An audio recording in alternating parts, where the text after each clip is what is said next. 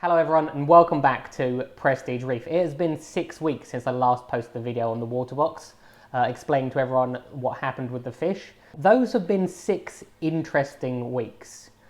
One of the things I do is I offer consultations to people, and probably, I don't know, 8 times out of 10, the people are at the very, very end of their journey with their tank because they're so fed up because something like this has happened, whether it's coral or whether it's fish.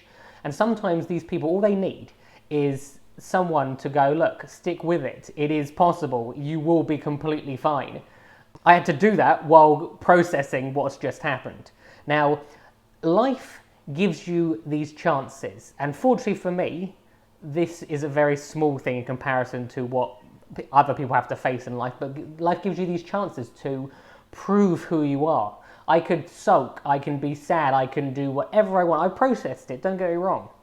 But I decided that it's not going to defeat me. And if you're in this situation, then you should realize too that you shouldn't let it defeat you. And you should just basically improve, learn whatever you need to learn, and move on. That's the stage I'm at. I want to give you an update with regards to the Waterbox. Not a huge amount has happened in the last 6 weeks because obviously I can't add any fish. I have added a few inverts. I have plumbed in all the GHL stuff. Everything's plumbed in and all the everything's programmed. I will show you the barrels outside because you haven't seen those yet. And yeah, I'll just give you a general update with regards to how the tank is doing. I'll be honest with you, there has been a couple of I know, rays of sunshine, probably the wrong words, but a couple of good things have come from this. For example, the pod population in that tank is unbelievable. It's just, I won't be able to show you because they're too small, but they are everywhere. And that's because there's nothing eating them. So I put the pods in not long after the fish died, and then allowed them to just spread like wildfire. So it's actually a very, very healthy tank at the moment. Probably healthier than it was when it had fish in it. So let me take you through like some of the changes and yeah, let's get on with the video. Right, so we should probably start with the display section of the tank itself. As you can see, there are no fish. I'm planning to leave it at least another 2 weeks before I put fish in there, but it might be even longer. But what I will say is not having any fish has given me a newfound appreciation for some of the other creatures that we keep in our tanks. Fish basically distract us from some of the smaller things. So I've just basically started buying inverts. So I've got 2 cleaner shrimp in here, this one and this one. They're actually quite large cleaner shrimp.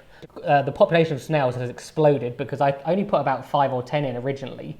But they have bred, and now if you look closely at the rock work, they are pretty much everywhere. And that's helping to keep the algae down. Because obviously once there were no fish in here, I had no herbivores, which meant the algae got worse at first. So then what I did is I added, I think there's 8 urchins in here. 3 or 4 of them are the blue tuxedos. So here's one here. And then, which you can see is actually capturing snails. And then the other one's the Halloween urchins. Now, eagle-eyed viewers will see that there is a tiger cowrie in the background. That will not be staying. Tiger cowries are known for not being particularly reef safe, but they don't eat SPS corals. Well, they haven't touched any of these SPS corals, so it seems to be doing okay so far. I do have a couple of other inverts in there. They were only added yesterday, so I'll show you the video that I filmed yesterday because I actually can't even see where they are, if I'm honest. But generally speaking, the tank is doing pretty well. There is a very, very minor level of diatoms. It looks worse on the camera than it actually is in real life. But yeah, overall, considering the circumstances, I'm actually really, really happy with this tank. Right, now these are the 4 inverts, or 4 types of inverts, which I decided to treat myself with today.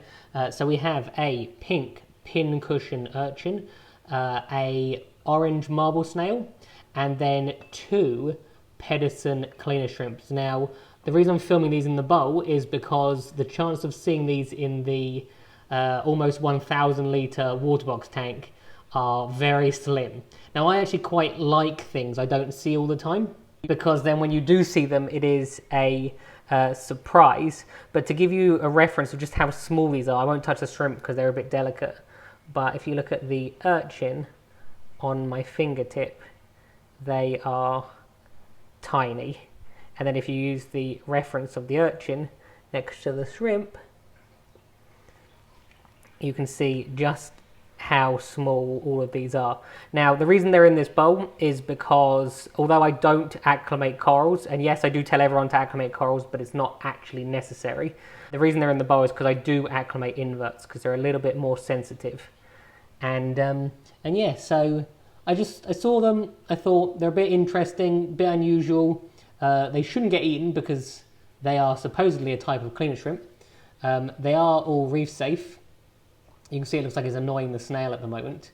But yeah, so these will be interesting new additions. The snail will live in the sand and just eat any detritus and just keep the sand clean.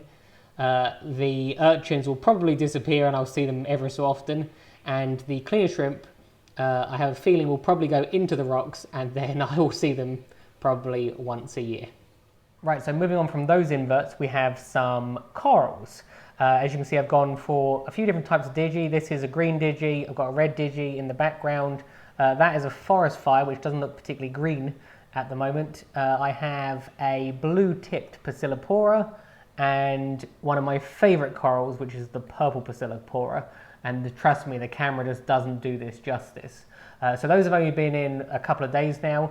As you can see, they're all on brand new plugs. You'll have to excuse how badly the glue was done, because basically this coral fell out of the glue, and then I had to stick it back in, so that's why it's all stuck down the side.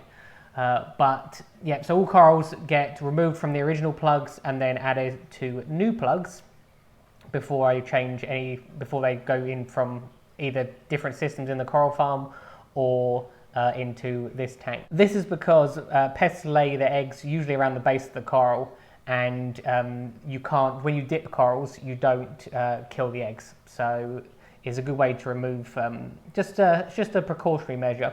Now, as you can see, the original Millipora is growing because it's now covered the entire frag plug, although it's not overly colourful at the moment. These were the original pieces. You can literally see some growth tips on them, especially this one over here. This one's doing brilliantly in terms of growth, but they're not overly colourful at the moment. Now, these were wild colonies not that long ago, so it doesn't surprise me that they sort of went a browny colour, and they have come back slightly.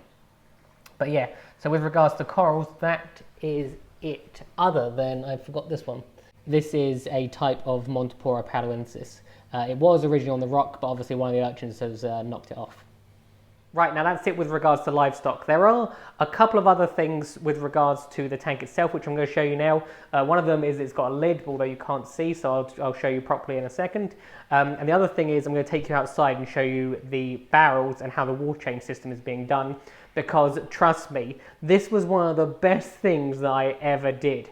I can't even remember how long ago, I think it was about 8 weeks ago, was the last time I topped up my RO reservoir. And the other thing is it's silent, because the pump's outside, I never hear it topping up.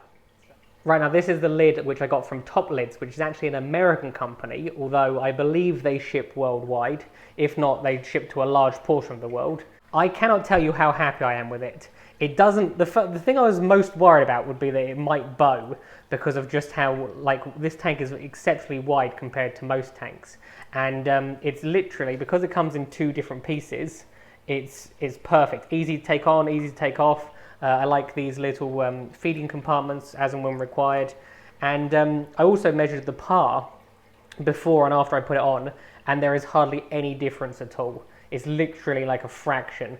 So it's barely noticeable, basically. And the other thing that's quite nice, I throw the pellets through. You can see there's one there, but I've thrown literally thousands of pellets through this, and I haven't even noticed. So although you can, obviously you couldn't throw mices through, but with regards to the pellets, it's still easy. Just very, very impressed, very high quality. And also I love the fact that this is indented, so it's set in. So if you look from here, it's completely flat the whole way along, which is brilliant. And it's also got some things for like some cutouts for wires and stuff like that, which at the moment I'm not using. But yeah, very, very impressed. Right, now moving on to the automated water change system. It starts here with the GHL Proflux. You can see that I've also set up their dosing pump for calcium, alkalinity and magnesium. And then the KH Director, which tests the water every day at 6 o'clock so that when I wake up, it gives me the result. So that's those. And then though the Proflux is connected over here to their new maxi doser. Now as you can see, that maxi doser has one pipe that goes into the tank and the other one goes through that hole there, and then the second one has one that comes in through the hole and then it goes back into the compartment back there.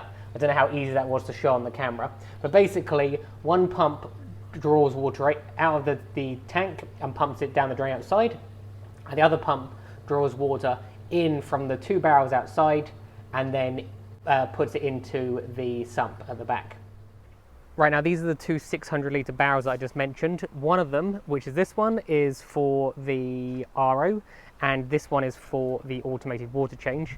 And then you can see that all the pipes through the wall come out here. Now the only downside to this is the birds like to crab on it. But if you take this off, you can see this was filled up literally months and months ago. And all I need to do to fill it back up is put one of these tubes. I can move this one over and put it into that hole there. Now I'll take you to the back garden. I'll show you. This tube runs all along there and then through the fence there. Right, so that little RO tube you saw a minute ago runs along the back of this fence at the very bottom until it gets to here, where you can see it comes through and then it's clipped all along the garden. It's probably easier to see it here. It's clipped around here all the way along until it gets to the fish room. Now once it's got to the fish room, it goes up here into the ceiling, and then if we go around, it's too blue in here, I need to go clip, it then comes out here.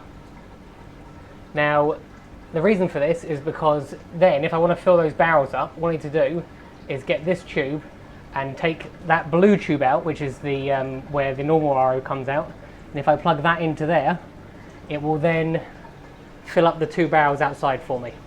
Takes about 20 seconds to do. Right, that's it for today, guys. I hope you enjoyed watching my video. Please feel free to comment below if you have any questions. If you did enjoy it, why not click that like and subscribe button. Have a good week, and I'll see you next time.